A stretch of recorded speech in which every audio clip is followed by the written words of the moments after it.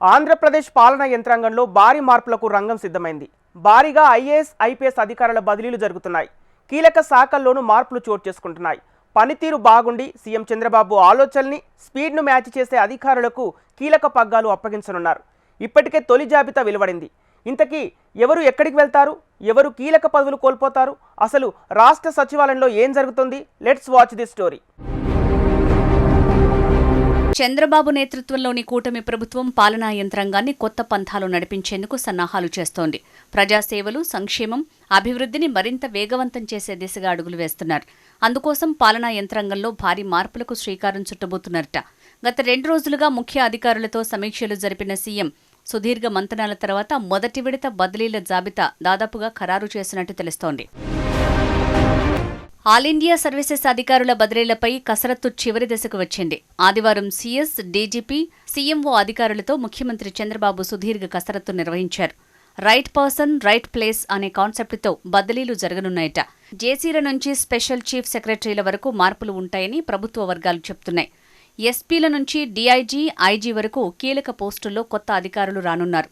ఏ క్షణమైనా పలువురు ముఖ్య కార్యదర్శుల బదిలీలపై ఉత్తర్వులు వచ్చే అవకాశం ఉందన్న ప్రచారం పెద్ద ఎత్తున సాగుతోంది. సమూల మార్పుల ద్వారా పాలనలో వేగాన్ని పెంచాలనే ఆలోచనలో సీఎం చంద్రబాబు ఉన్నారట. ప్రాథమికంగా మార్పులు కాబోయే జాబితాలో సీనియర్ ఐఏఎస్ అధికారులు, ముఖ్యంగా శాఖాధిపతులు ఉన్నారట.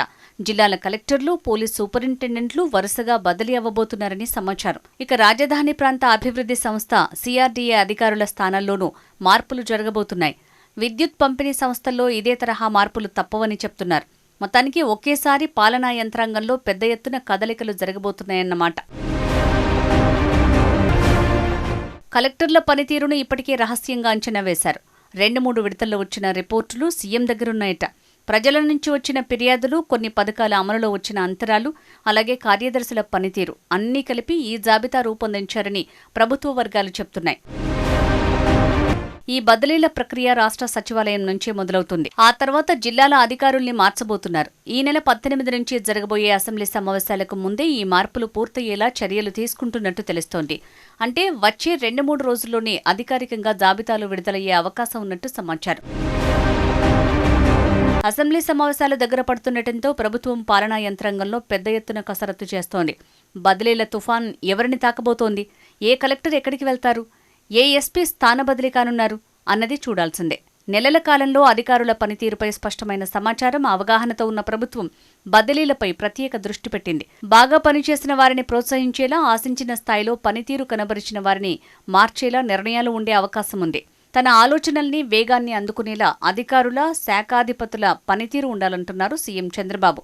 సరైన స్థానంలో సరైన అధికారి అనే కాన్సెప్ట్ కోసం సుదీర్ఘ కసరత్తు చేస్తున్నారు సీఎం చంద్రబాబు. దీన్ని బట్టి చూస్తే మెరుగైన పనితీరు కనబరుస్తున్న అధికారులకు కీలకమైన శాఖలు దక్కబోతున్నాయి.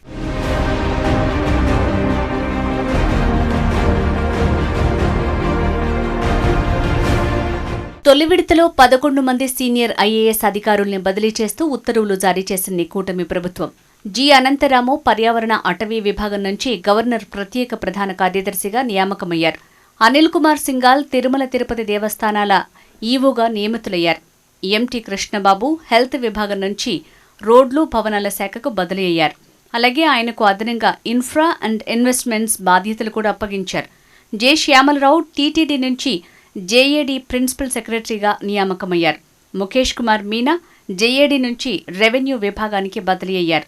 అదనంగా మైన్స్ విభాగం బాధ్యతలు కూడా అప్పచెప్పారు. కాంతిలాల్ దాండే రోడ్లు, భవనాల నుంచి పర్యావరణ మరియు అటవీ విభాగానికి బదిలీ కాగా, సౌరభ్ గౌర్ సివిల్ సప్లైస్ నుంచి హెల్త్ శాఖ సెక్రటరీగా, దాంతోపాటు సివిల్ సప్లైస్ అదనపు బాధ్యతల్లో కొనసాగనున్నారు. ప్రవీణ్ కుమార్ మైన్స్ నుంచి ఏపీ భవన్ రెసిడెంట్ కమిషనర్గా, చి. శ్రీధర్ మైనారిటీస్ వెల్ఫేర్ సెక్రటరీగా నియామకమయ్యారు. శేషగిరి బాబు లేబర్ విభాగం సెక్రటరీగా బదిలీ అయ్యారు.